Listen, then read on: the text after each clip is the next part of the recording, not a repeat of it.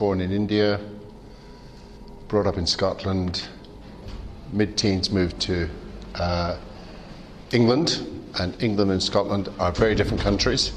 Don't get them confused. I've lived in America, so I've lived in various places. My first church was inner city Birmingham, which was a replant of an old church that didn't have any relationship to the community. So we had to start from the beginning to replant into that neighborhood. Eventually there were 10 different nations in the church, and that church began planting into suburban Birmingham. And my wife and I went to lead one of those plants on the south side of Birmingham. I still worship there. And after doing those two things for about 12 years, I went to work for the Bible Society for about 15 years.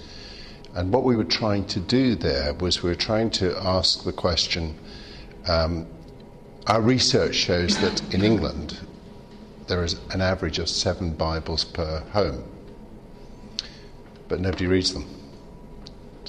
And the question was, do we take that seriously? Or do we just not worry about that? So we said, yeah, we will take that seriously. So I spent 15 years doing research on the kind of cultural, social, spiritual situation of Western Europe, and did a lot of writing around that. And then 12 years ago I went to work for an organisation that tries to encourage church planting amongst the denominations and networks in the UK. It's an encouraging time for us right now. We think there's been about 5,000 church plants in the UK since the year 2000, and we're now planting more churches than we are seeing closed. So it's an interesting time, and we'll say a bit more about that later on. Okay, so I'm an Anglo-Indian Scot. I'm very aware that there are many forms of English spoken today. The English no longer own their own language. So I hope I'm speaking in a form of English that you can understand. And if you can't understand me, I'll try and adapt what I'm saying. Okay? So hopefully I'm clear. But if I'm not clear at any point, especially in a group this size, please don't hesitate to interrupt me and indicate that you're not understanding. Okay? So far, so good. Welcome. Okay, I want us to think about the fact that Europe is a continent experiencing significant change. Now, the problem with a subject like that is I could spend 5 hours talking to you about the kinds of change that we're experiencing.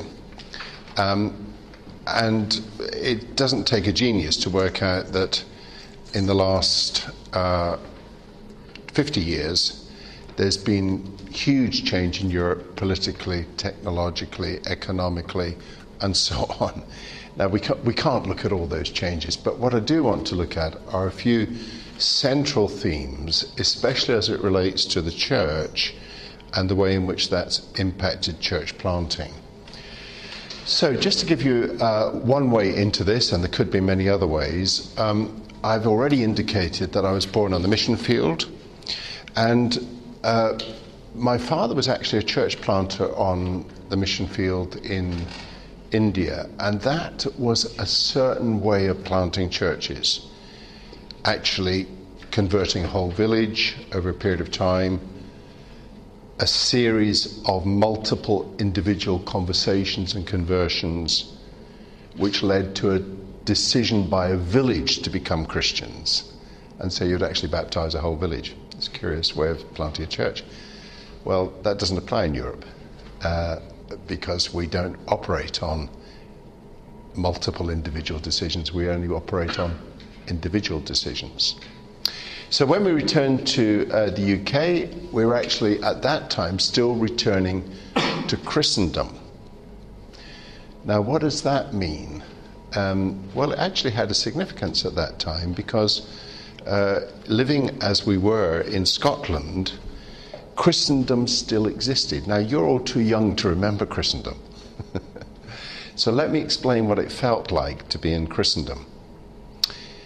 In Christendom, everybody was a member of a church. It's curious, it wasn't that long ago. But everybody was a member of a church.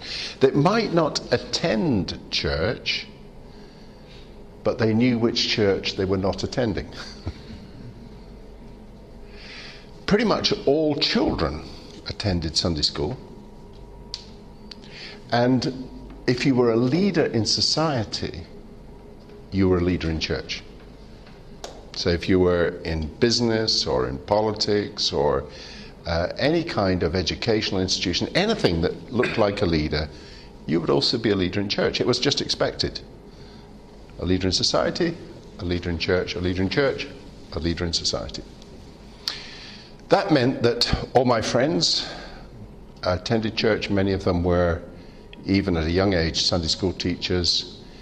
Even my really cool friend that introduced me to Bob Dylan's first album was a Sunday school teacher. 1963. 64 we moved to England. And Christendom, had already gone.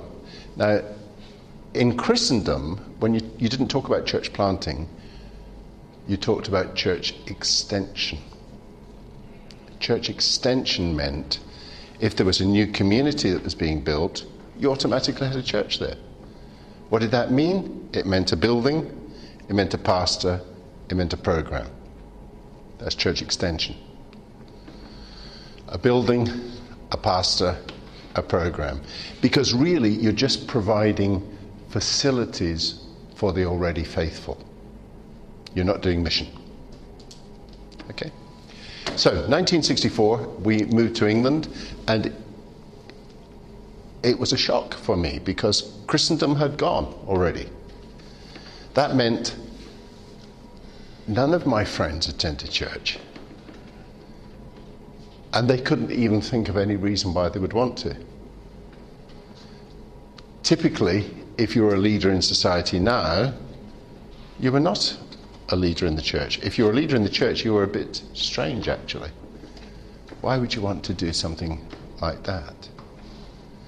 And at that time, with the collapse of Christendom, church planting was something that the major denominations did not do because they were busy figuring out how they were going to survive, not how they were going to plant churches. The only people that did church planting were Pentecostals and smaller denominations who did church planting for sectarian reasons.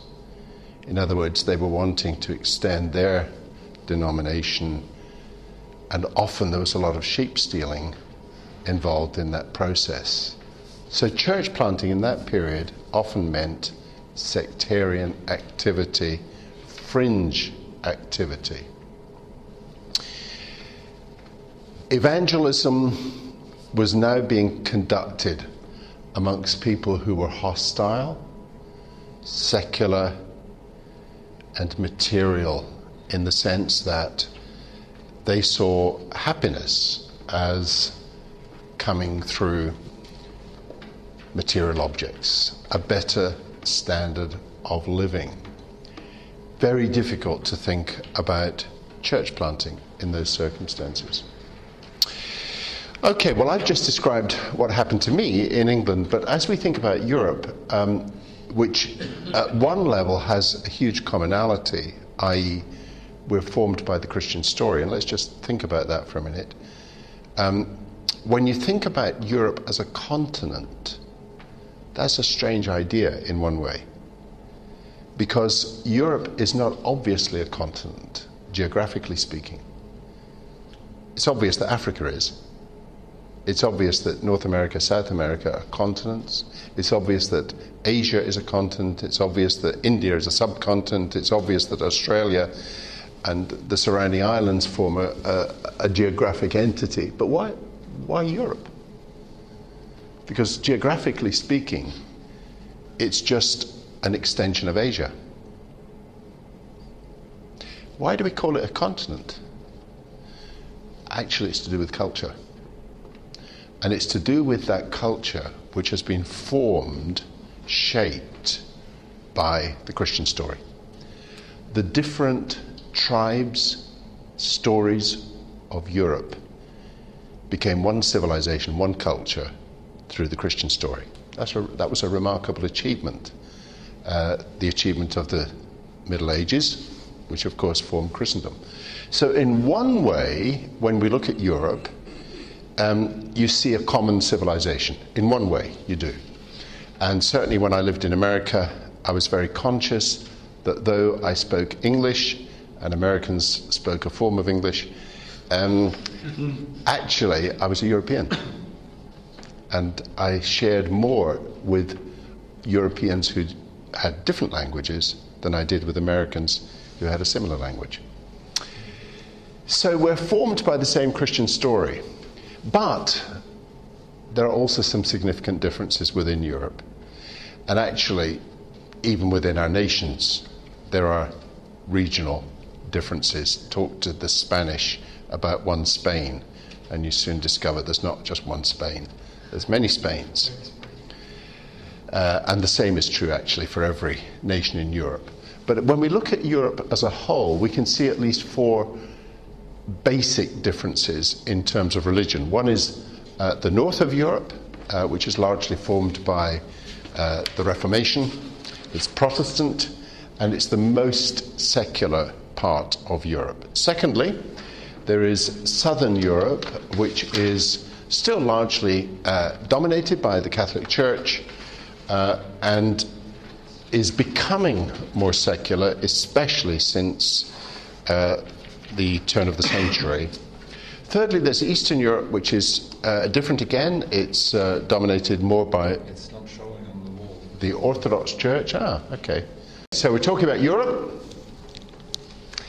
We've talked about the fact Europe is one story, but in four different parts. The different parts are the north, which is secular and Protestant, the south, which is Catholic, but becoming secular, the third, which is Eastern European, somewhat more open, again, depends where you are, but certainly in those parts which are influenced by the Orthodox Church, much more open. And then, of course, you've got the Balkans, which is difficult to describe because of the joint influences of occupation under the Ottomans, Islam and Christianity in all sorts of curious mixes. So much more difficult to describe. So when we're talking about Europe, we have to be careful that we don't generalize too much. Now, we've used the word secular a couple of times. We've said that Northern Europe has been secular, is secular. We've said that Southern Europe is becoming more secular. The secular wave is a huge part of European history, and it's becoming part of other parts of the West as well. But what do we mean by secular? It's important to remember that originally the word secular was a Christian word. And all it really meant originally was that there are two kinds of reality. There's this world, which is the province of the secular authorities, and there is this world which goes on into the next world, which is the world of the sacred. And that's not bounded by secular authorities. Now, it didn't mean originally that God was not present in the secular. It simply meant that the secular was limited, that's all. Whereas the sacred goes on into eternity. That's all it meant. But what it's come to mean is the attempt to exclude God from the public square. That's a relatively recent development, but it's quite an important one. And the kind of narrative that underlies that is a narrative around the significance of the individual. Now, you can argue that that's been a movement that's been going on ever since the Renaissance. It was certainly heightened in some ways by the Reformation and by the Enlightenment, but actually in its extreme form, it's really been a late 20th century phenomenon. We'll come back to that in a moment. curiously, despite the dominance of a secular worldview and the attempt to keep God out of the public square, there are increasing signs that God is back on the European stage. And we see those signs in all sorts of ways. I came across a book by a prominent European or English philosopher recently with the lovely title, Culture and the Death of God. And there's a lovely quotation in there where he says, the Almighty has proved to be remarkably difficult to dispose of. And there are lots of indications in the intellectual world that actually God as a subject is re-entering the debate in European society. Not the least of the reasons for this is that the rest of the world is becoming more religious, not less religious. And the rest of the world is moving to Europe.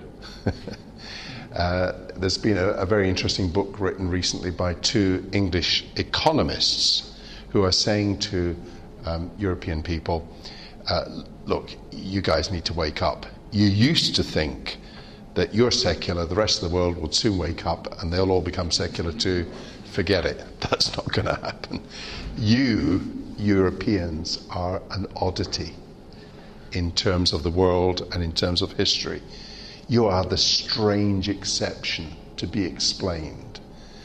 And if you want to communicate with the rest of the world, you better figure out how to communicate with people who do believe in God and who take God seriously.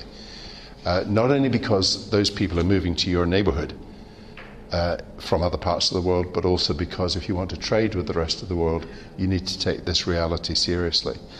So it's an interesting shift in perspective. But it's also happening, even if that weren't true, it's also happening because there are many, many indications that Europeans themselves are beginning to be aware that the secular experiment in excluding God from our life has largely failed. And there's a search for new ways of understanding reality. So we see the beginnings of what some sociologists are calling a post-secular world. So it's not only post-Christendom and post-colonial and post-industrial and post-lots of other things, it's also a post-secular world. Now, why are we talking about all of these things in the context of church planting? Because when you see these kinds of shifts, you know that there's an opportunity now for church planting which is focused not on extending the church, not on simply sectarianism, but mission. And we'll come back to that in a moment. Okay, let's think about what we call the secular crisis. Where's the secular crisis come from? This isn't actually in your notes, and I could give you this later if you want it. This is actually a quote from Miroslav Volf, where he's reflecting on an article about the future of higher education. And what he's saying is he's trying to point to the crisis in the secular world, and he's saying the problem with the secular world is that they've stopped thinking about the question, what does it mean to be human? What does it mean to have meaning? And what does it mean for human beings to flourish? All they've done is they've tried to reduce the discussion to simply the accumulation of knowledge, as if the accumulation of knowledge by itself produces meaning. It doesn't. The question of meaning underlies that. So there's a crisis in the secular world. That crisis was first seen in the 1960s, as I've indicated, 1963. And there was something hugely important about that generation, by the way, because demographically they were huge in numbers, because we talk about them as the boomer generation, huge number of people. But actually, there was something else going on apart from that. This was a generation that has redefined every decade that it's lived in. In the 1960s, they redefined what it meant to be a teenager. In the 1970s, they redefined what it meant to be in your 20s. In the 1980s, the 30s, and so on and so forth, until we reach now, when Mick Jagger is redefining what it means to be a 70-year-old. Nobody ever thought you could be a 70-year-old pop star. Mick Jagger's busy redefining that. Actually, Paul McCartney's on tour. He's on tour in Japan. Poor old man, he's got a disease at the moment and he's in hospital, but there you are. They have sought to redefine the meaning of every decade that they've lived in. And that's very significant, because what they were doing was they were tapping into a new way of looking at the world. The German sociologist Ulrich Beck has called that new way of looking at the world not individualism, but individualization. It doesn't actually exist as a word in the English dictionary, but it's an interesting word. What he's pointing to is an extreme way of looking at the individual. And there's a narrative that underlies that, and the narrative is something like this. It says the most important things in the world are individual rights, personal happiness, freedom, meaning the freedom of the individual, equality, meaning actually sameness, and self-determination, which is another way of talking about the autonomy of the individual. Now, the point about all these things is that these amount to a narrative which talks about the self and autonomy in such a way that it's impossible for institutions to stand. Okay? So the last 50 years have seen the decline of the church. But here's what we sometimes forget. The decline of the church is only one element in the decline of every institution. It doesn't matter if you're talking about political parties, trade unions, even the Boy Scouts. It's impossible for institutions to live in the face of this kind of narrative. So the decline of the church is actually only one part of the decline of a kind of communitarian way of living. So, for example, if you think church decline is bad, you should look at the political parties. The Conservative Party in England, for example, in 1955 had 5 million members. Today it has 130,000. You know, when politicians talk to me about the irrelevance of the church because of its decline, I say, look at your own house. You've declined far more than the church, actually. Now, here's the point. It's not just formal institutions that can't survive in this climate. It's also social institutions like family and marriage. Because the narrative plays itself out in this way. Why be married? Because the only way you can find happiness is through your own self-expression. So you only get married as long as it suits you. You might only be married to one person at a time, but only for as long as it's convenient. Now, no institution can survive in this kind of situation. Now, do you see the culture clash that's going on? If we're going to do church planting, which inevitably talks about a form of institution, we've also got to take seriously the cultural backdrop against which we're trying to do that. So in other words, what we're actually trying to do is not just church plant. At the same time, we're having to refound Western civilization. That's a tall order. That's not something, you know, when you church plant in Africa, you're not also having to refound African society. In practice, you do, but that's another story. In other words, we're talking about the world of self, me, myself, and I, which was given a huge piece of stimulation in the 1960s by something that we call the self-actualization movement. And you've probably come across this in various forms, but basically it's all those self-help movements that basically say, you need to discover who you truly are and what your real self is and what your personality is and what your gifts are and what your personality is. And only by discovering yourself can you find true happiness. Now, actually, that's part of the same process of displacing God from the public square, because actually the God we talk about talks about social significance.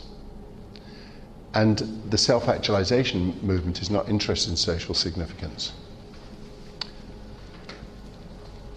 And yet, and this is the bit that makes life interesting, and yet, in the midst of all this search for self, what many people have discovered is that there's an emptiness at the end of it all which leaves them searching for some other kind of transcendence. Now, we call that other kind of transcendence the God encounter. They don't know what it necessarily is, but actually there is a search for transcendence. So even without the rise of faith in other parts of the world, Europeans are gradually beginning to ask themselves the deeper questions about how can I find meaning, how can I find significance, because actually the narrative about self has largely failed. Okay, so how do we lay some foundations? Well, first of all, in terms of the way we operate as a Christian community generally, but also in relation to church planting, we have to get used to being a minority for the time being. And that's different because in the past we've operated out of being a majority. And when you operate out of being a majority, that actually gives you a very different way of church planting, for example. So when we operated out of being a majority, we expected that we had a right to plant churches. When you operate as a minority, you don't operate from that right. You have to earn that right. That's a very different way of functioning. Second, we have to take a much longer term view of what we're doing. We're not just trying to establish viable Christian communities, though we're also trying to do that. There's this bigger agenda that's going on, which I've begun to describe. We're also having to refound Western culture. That's the same magnitude of tasks that the monks engaged in when they first encountered the Dark Ages at the beginning of the medieval period. Just as they had to refound Christian civilization, Western civilization in the Dark Ages, we're also having to do something of the same magnitude. That's important to remember. We're not just planting churches. We're planting the kinds of communities that in the long term will refound European culture. So we have to keep that in mind. Thirdly, as we do this, we have to take seriously what all that's involved in Missional Church. Now, you may have heard of Missional Church and dismissed it as, okay, it's just another form of church. There's cell church, there's seeker church, there's all kinds of other models. There's G12, there's simple church, and now there's Missional Church. No, it's not like that. Missional Church is not a model of church. It's an orientation that sees all of what we do as fundamentally constituted by mission. So it's not just another model of church. It is an orientation. If we're ever going to achieve any of this, we have to pay attention to the business of how we equip workers for Europe. Now, here's the point about equipping workers for Europe. It will not be done with 4 years seminary education. We've got to have very different systems than that. And a lot of those systems will need to focus on turning out workers much more quickly, not sending them away somewhere, but training them in the field. We've got to be much more flexible. We've got to have systems that turn out far more people, far more cheaply. And just to give you an illustration of that from another context, I've got a friend who has a goal of planting 100,000 churches in India, in northern India, in the most difficult to reach parts. And what they do is they train people on the field in 12 months with intensive training, and then they send them out to plant a church. They've planted, in the last 10 years, they've planted 13,500 churches. And here's the interesting thing. In their case, I'm not saying we do this, but in their case, they will only train first-time converts. They will not train second-generation Christians. Interesting, isn't it? Because they've discovered that only those with a conversion story can plant churches effectively. I'm not saying they're right, or I'm not saying they're wrong. It's just interesting. But it's a different way of thinking, isn't it, than, okay, you're going to be a pastor, 4 years seminary education, we'll send you away to a monastery somewhere, and then you'll come back disconnected from your location. It's not going to work. We have to have different training systems, and we're going to have to produce workers on a scale that we have not been able to imagine so far. Many of them will be new converts that we train. Okay. As we go through this process of planting churches in this kind of context, what we're trying to do is not just pluck some people out of society. What we're trying to do is we're trying to conduct a conversation with a given community. Now that's very different than just simply saying, oh, if we can get 20 people, we've got a church, isn't that great? That's not what we're trying to do. Of course we want to see converts, of course we want to see regular worship, of course. Think of it more as a kind of monastic community. But it's a community in conversation with its context. Now, if I were to ask you the question, what's the conversation that your church is having with its community, what would your answer be? We can talk about that later. See, most churches in Europe have forgotten how to have that conversation. Or they don't know how to begin it. Or even the conversation is essentially, why don't you come to our church? That's not a conversation. It's not a helpful statement either. So how do we actually have a conversation with our community? Because these are the kinds of churches that we're trying to plant. One of the people in the UK that's very interesting at the moment is actually not a Christian but a Jew. And he's the political advisor to the leader of the Labour Party. He's a Jew who came to faith through Catholic social teaching. There's an interesting strategy. His wife is a believing Anglican, and he's a believing Jew. Now, this is what he says to the leader of the Labour Party. The Labour Party cannot understand itself until it understands its Christian roots. And here's what he says to the church. The last 100 years in Europe have been dominated by two stories that are nothing to do with faith. The one story is the story of the state that says, you, the private citizen, don't need to do anything. The state will take care of all your needs. And that story has failed. We all know that. We see it more clearly in the East than the West, but even in the West, that story has failed. The second story is, don't worry about the state. Private enterprise will take care of all your needs. And what that leads to is a banking crisis. Because that system is morally bankrupt. These two stories have dominated Europe since the Second World War, and they've been in collision, but they've also been in collusion, because those stories need each other. They need each other because private enterprise knows that there has to be some regulation of the market, and that can only be done by the state. The state story needs private enterprise because it actually knows it can't deliver everything. You can't centrally plan everything unless you want to be without toilet rolls for a period of time because somebody forgets to place the order. Actually happened, didn't it? In one nation. No toilet rolls, somebody forgot.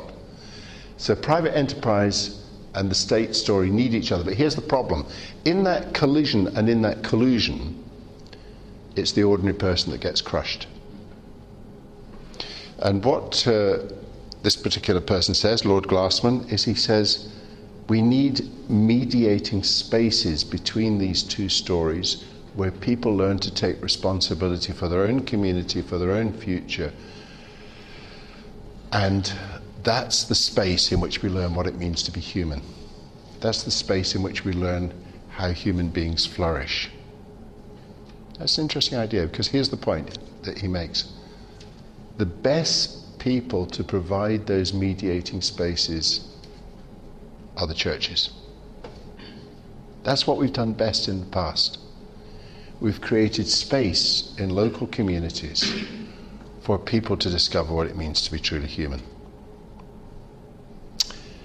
Now, I say all this because what I'm trying to get at is that when we talk about church planting in a European context, we're talking about church planting in a post-secular context. And that's much more complicated than church planting ever was in the past. It's no longer about just extending the church as it was in Christendom.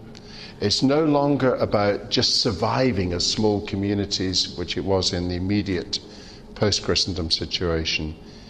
It's now the opportunity to create communities that can actually recreate European society.